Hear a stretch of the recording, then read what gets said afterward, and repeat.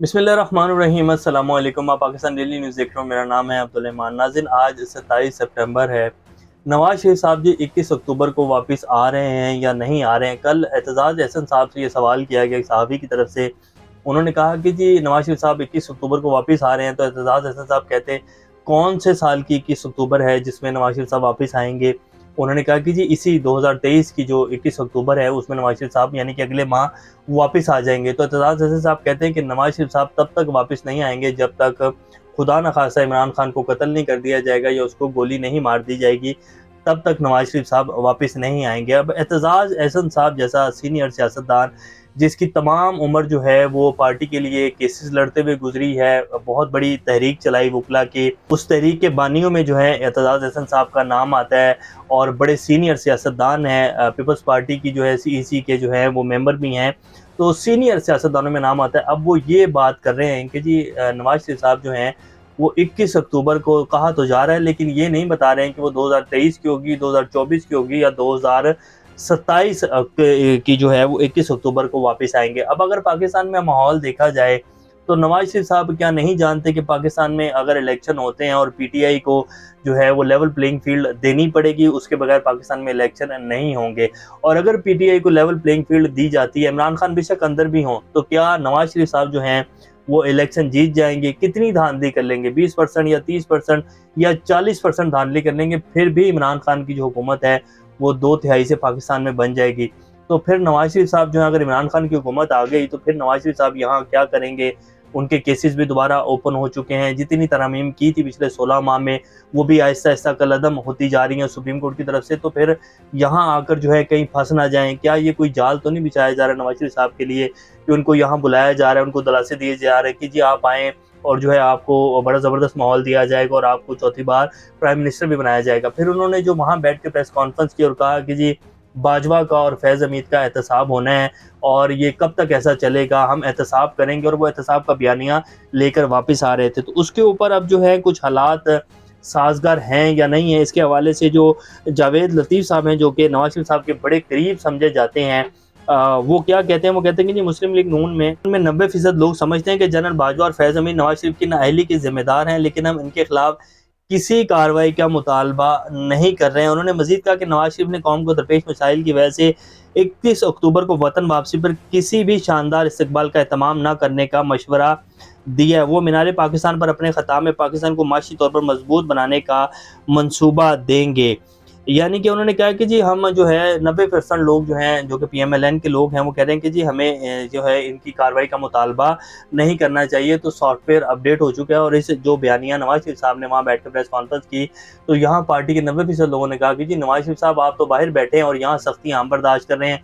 अब आपका जो है बड़ी मुश्किल से रास्ता बनाया है, तरमीम की है, पूरा मुल्क जो है बर्बाद कर दिया, और फिर आप वही बात कर रहे हैं जो मुशर्रफ के टाइम में आपने आगे किया था। आपने क्या कर लिया था? आर्टिकल 6 में जो कार्रवाई की थी मुशर्रफ के खिलाफ, क्या आप उसमें जो है वो कर पाए थे एहतसाब? तो जब तब नहीं हुआ तो अब आप क्या कर लेंगे? तो और ये पैगाम नवाज शरीफ साहब को भिजवाया गया कि जी अगर आप ये बात करेंगे ना तो फिर आप लंदन में ही बैठे रहें। तो उन्होंने जो है साफ साफ इनकार कर दिया है और सॉफ्टवेयर जो है वो तमाम पार्टी का अपडेट कर दिया गया है।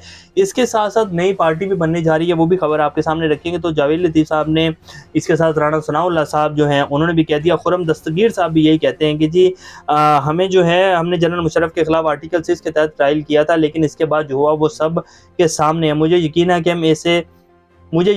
कि हमें इसे इस वाक़ये को दोबारा नहीं दोहराना चाहिए, हमें इंसान के पुत्र बनना चाहिए। बेसिकली वो नवाज शरीफ साहब को सीधा सीधा मैसेज दे रहे हैं। और जावेद लतीफ़ साहब कहते हैं कि जी हम सिर्फ 9 मई के वाक़यात और आर्मी चीफ के खिलाफ बगावत में मुलविस अनासिर के खिलाफ एहतसाब का मुतालबा करते हैं। तो ये जी नून लीग की सूरत हाल है। अब आप खुद अंदाज़ा लगाएं कि जब ये सब कुछ होगा तो नवाज शरीफ साहब के 21 अक्टूबर को वापस आएंगे। और ये जो कहा जा रहा है ना कि जी हम पाकिस्तानी अवाम को जो है नहीं बुलाएंगे, भरपूर इस्तकबाल नहीं करेंगे, औकात दरअसल पता है कि जी पाकिस्तानी अवाम को हम कहाँ से लेके आएंगे? कौन सा एमएनए एमपीए जो है अपने हल्के से लोगों को लेकर आएगा? एमएनए एमपीए जो है वो तो अपने हल्कों में नहीं जा पा रहे, उनको तो गालियां और अंडे पड़ रहे हैं, तो वो कैसे लोगों को लेकर आएंगे?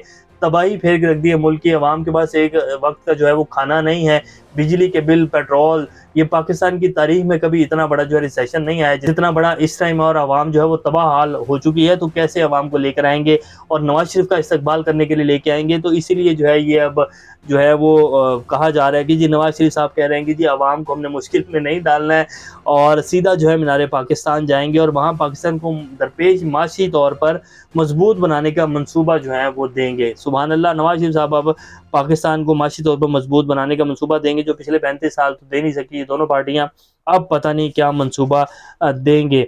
तो ये जी इस टाइम इनकी पार्टी की सूरत हाल है। पार्टी जो है बुरी तरह डर चुकी है और वो कहते हैं कि जी अगर आपने ऐसा करना है और तो हम फिर आपके साथ नहीं खड़े। शहबाज शरीफ साहब को नवाज शरीफ साहब ने जो पाकिस्तान दोबारा भेजा है, उन्होंने जाकर कहा कि जी पाकिस्तान जाकर कानूनी मामलात को देखें और बगौर जायज़ा लें कि क्या मैं वापस आऊँगा तो मैं दोबारा से धरा तो नहीं जाऊँगा। और फिर उनको ये भी मैसेज पहुँचाया गया नवाज शरीफ साहब को किसी दोस्त मुल्क की तरफ से, कतर की तरफ से लाजमी दिया गया होगा कि जी आप अपनी जो है उसके ऊपर जिम्मेदारी के ऊपर जाइएगा, हमें वहाँ जाकर अगर आप धरे गए तो हमें जो है आवाज़ें मत दीजिएगा, हम अब कुछ नहीं कर सकते हैं आपके लिए। तो ये बाकायदा मैसेज जो है दिया गया, तो इसीलिए उन्होंने शहबाज शरीफ साहब को भेजा और अब ये प्रैक्टिस एंड प्रोसीजर बिल की समाअत भी चल रही है। कभी उम्मीद है 80% उम्मीद है कि इस बिल को जो है कलअदम करार दे दिया जाएगा, अगर सारे को नहीं तो कुछ शिकें जो हैं उनको तो लाजमी कलअदम करार दे दिया जाएगा जो इन्होंने की हैं तरामीम। नई पार्टी का इनकाद भी होने जा रहा है जी। मुफ्ता इस्माइल साहब, शाहिद खान अब्बासी साहब और पीएमएलएन के कुछ लोग जो हैं वो एक प्रेस कॉन्फ्रेंस की तैयारी कर रहे हैं और ये बहुत बड़ा ग्रुप जो है वो सामने आ सकता है और कुछ भी हो सकता है आने वाले दिनों में। तो बड़े सारे सरप्राइज हैं नवाज शरीफ साहब के। तो एतजाज़ हसन साहब ने जो ये बात की है ना कि नवाज शरीफ साहब कौन सी 21 अक्टूबर को आएंगे, वो ऐसे ही नहीं कि वो बड़ी गहरी बात है जो उन्होंने की है। और नवाज शरीफ साहब का अभी जो है अगर आप देखा जाए तो 40 और 60 के चांसेस हैं, 40% आने के और 60% जो है वो ना आने के। सुप्रीम कोर्ट ने फैजाबाद धरने का केस जो है टेकअप किया है जस्टिस काजी भाई जिसा साहब ने। तो अब जो है जिन लोगों ने नजर सानी दरखास्त जिन अदारों ने दी थी, जिनमें IB इंटरनेशनल ब्यूरो जो है उन्होंने अपनी नजर सानी दरखास्त जो वापस लेने का फैसला कर लिया। इसी तरह FIA ने भी दरखास्त वापस लेने का फैसला कर लिया है, PTA ने भी दरखास्त वापस लेने का फैसला कर लिया। तो और भी काफ़ी सारे लोग जिन्होंने नजर सानी दरखास्तें दी थी कि जी आप अपने फैसले के ऊपर नजर सानी करें, वो वापस ले ली हैं।